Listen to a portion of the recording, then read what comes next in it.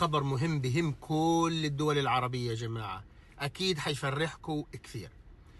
دول الخليج كلها اتفقت يطلعوا الهنود والباكستان من دولهم ويستبدلوهم بعراقيين وأردنيين ومصريين وناس عربية.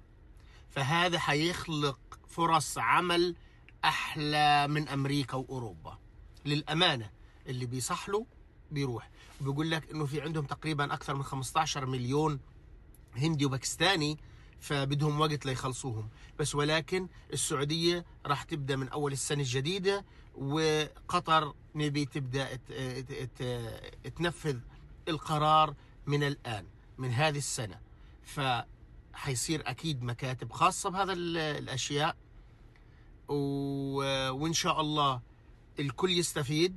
حيكون يعني في الزراعة وفي الصناعة وفي البناء في كل شيء، حتى اللي معهم شهادات أكيد راح يروحوا يشتغلوا في شركات محترمة زي اللي في الخليج.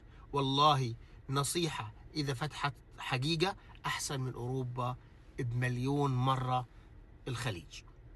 فبالتوفيق إن شاء الله يكون قرار صائب للدول الخليجية، والله يبارك فيهم ويديم العز.